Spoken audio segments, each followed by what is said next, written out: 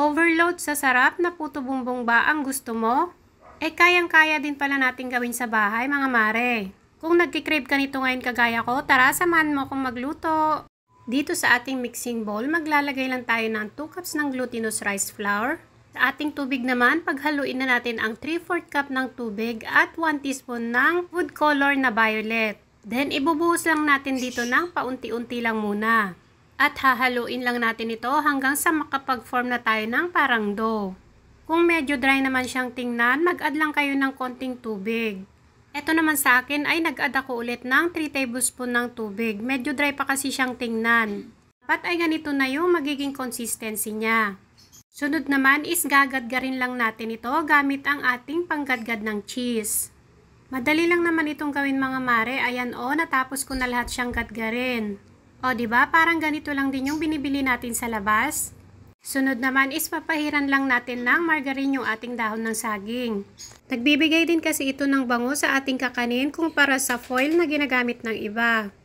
Bale, maglalagay lang ako dito ng 1 kutsara at kalahati ng mixture. Then, ifo-form lang natin ito ng pahaba.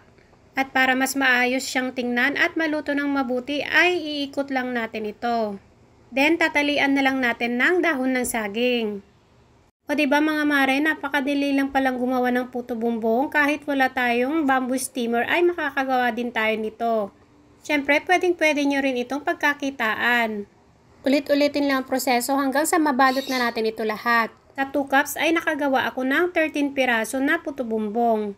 I-steam lang natin ito sa medyo katamtamang hina ng apoy ng 20 minutes. At yung complete ingredients po natin syempre ay ilalagay ko na lang po ulit sa ating comment section box. And after 20 minutes, eto na siya. Sobrang lambot at napaka-chewy din niya. Kung namimiss nyo kumain ng ganito, naku kahit hindi pa Pasko, pwede na kayong gumawa. At syempre mas pasasarapin pa natin ito dahil sa ilalagay nating mga toppings. Igigrease lang natin ito ng margarine. Then maglagay na rin tayo dito ng kinayod na nyog. Maglalagay din tayo dito ng cheese. Siyempre, mas marami, mas masarap. At dahil hindi naman tayo naglagay ng asukal kanina sa ating puto bumbong, ay maglalagay naman tayo dito ng condensed pampalasa. Siyempre, para mas overload ang sarap, magtatoppings din tayo dito ng leche flan. O diba mga mare, ganito yung mga binibili natin sa labas. Siyempre, mas masarap kapag sarili nating gawa. At hindi pa tayo mabibitin. At kung nagustuhan mo ang ating merienda recipe ngayon, pwede pong mag-comment kayo sa baba kung taga saan kayo para ma-shoutout ko kayo sa susunod ng ating video. Maraming salamat po sa panonood. Bye everyone!